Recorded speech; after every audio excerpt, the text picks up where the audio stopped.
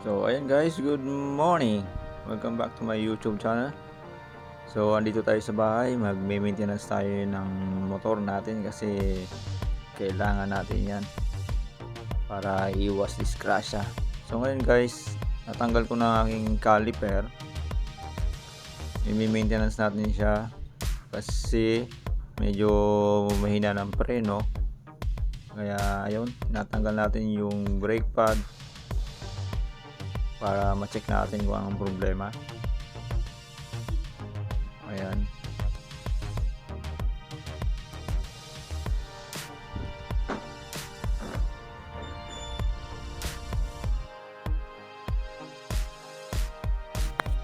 So ayan, natanggal na natin siya bago natin ibalik sa kanyang disc brake. Linisin muna natin yung ibang So ayan, naibalik na natin guys. Nalinis natin na lahat. So ayan.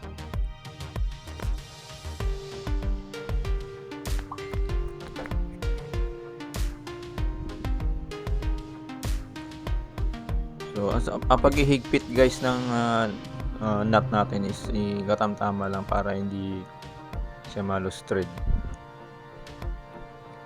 So ayan, i-testing na natin para kumapit na. Ayan, okay.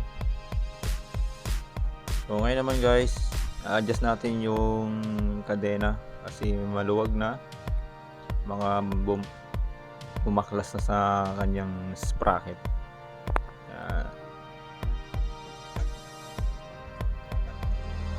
So yun, adjust ko na rin natin. Nilagyan natin ng langis para iwas kalawang din, para malambot.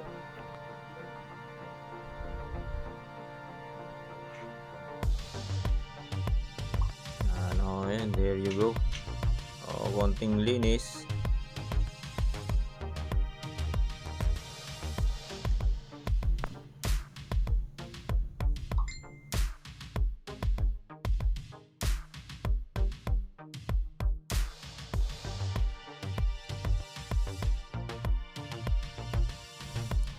Ayan, try natin.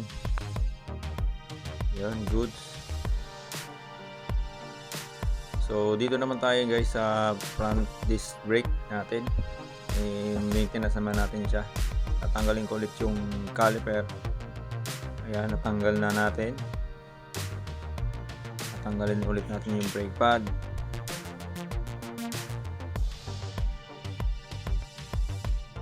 Ayan. Okay, natanggal na natin. So yun. Ayan, tapos linis-linis muna para matanggal yung mga carbon. So ngayon guys, try kong ikutin yung tulad niyan, matigas na.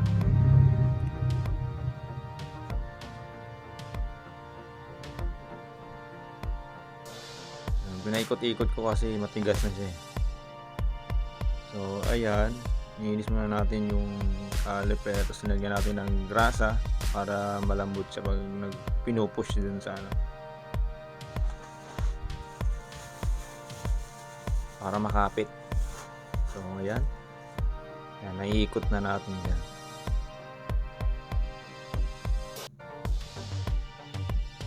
Nilagyan natin ng grasa. Okay, so ito naman guys yung niya, yung arm rest niya ng ng caliper, kasi kinalawang na rin yan. Lalagyan din natin siya ng grasa.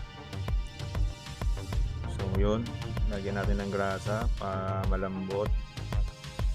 Siya yung nagpo-push din sa push. Siya yung pinaka-guide niya. Yan, lalagay natin siya dyan. Pag hindi natin nilagyan ng grasa yan, delikado. Hihina yung preno. There you go.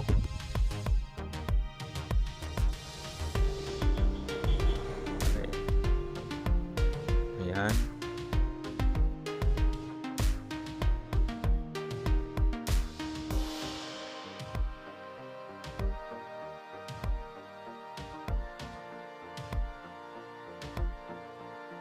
So yun guys, nalagyan na natin yung brake shoe.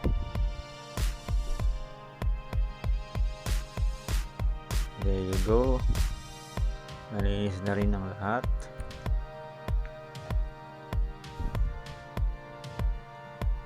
Ayan.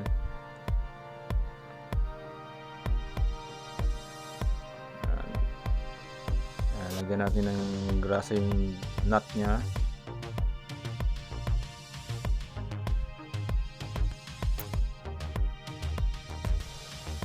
Okay.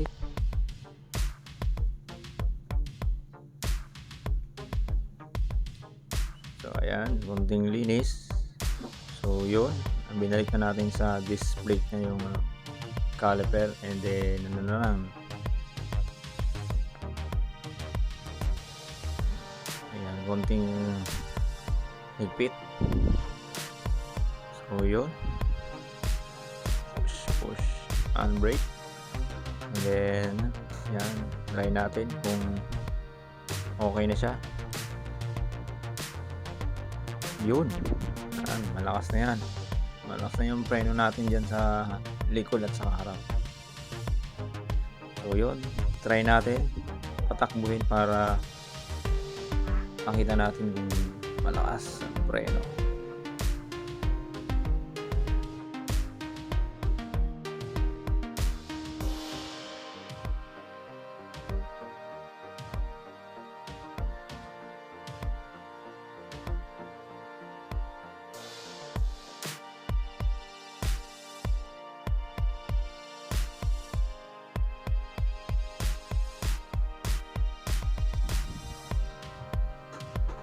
So yun, oops, alright. So ayan guys, malakas na ang preno, harap likod. Ayan, balik naman tayo dito sa dating pwesto natin. Ayan, para kasi may ayusin pa tayo. There you go. So ayan, binalik natin sa dating pwesto yung cable nya. So ngayon naman guys, try natin yung filter ng gas. Kasi medyo nakaka-push Yan. Linis natin kasi may nakita akong buhangin sa loob Okay, there you go.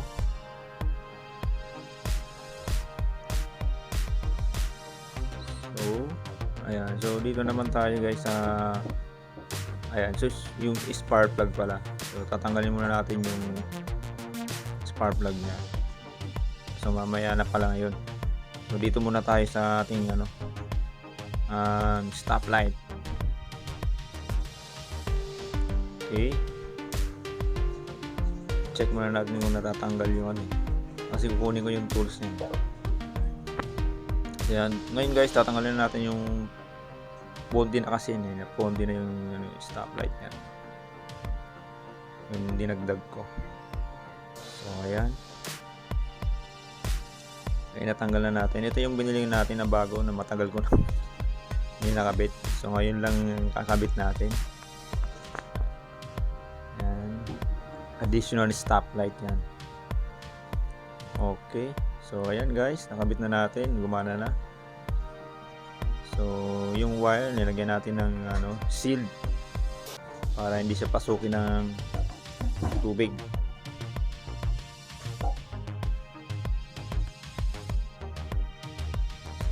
Ayan, kompleto tayo dyan guys. And then ayan, kinabit na natin din sa sa bracket para hindi halatang may wire. So ayan. Dito naman tayo sa dito na tayo sa spark plug.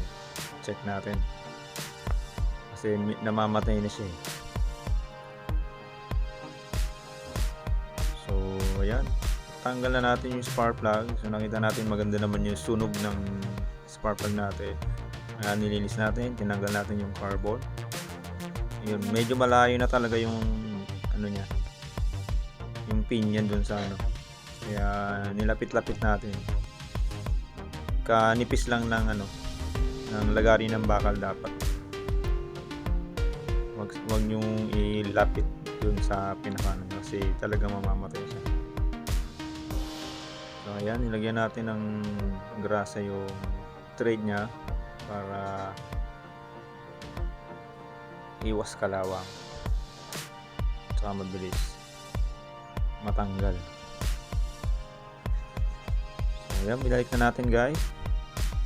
Alright, so let's check. Ayan.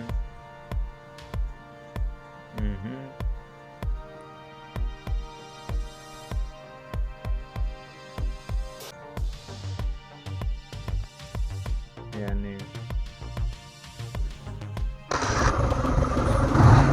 Ayan guys, okay na, let's start. Okay, so yun, balik na natin yung U-box natin, tapos din ang ating maintenance nating motor. Let's do it. Okay guys, so ayan, naayos na natin yung dapat ayusin sa ating motor. Dapat na maintenance ko, kinabit ko na rin yung makal ko hindi nakakabit na stoplight. Kung maintenance natin yung caliper, lagyan natin ng grasa para medyo malambot siya. Kung kaya nyo naman guys gumawa, bakit hindi? Kailangan natin laging naka maintenance ating motor kasi tayo hindi naman nagdadala niyan. Dapat pala laging sinecheck lagi. Halos 5 years, almost 5 years na yung motor natin. Trabaho, isang gala sa ibang lugar. Ayan. So ayan lang guys, yung board video for today. So ayan, shout out din ating lahat nanonood man, yung mga nanonood sa aking channel. Salamat po sa suporta. Yun lang guys, maraming salamat at saka thank you. Don't forget to share, like, subscribe to my YouTube channel. Bye bye, thank you, God bless.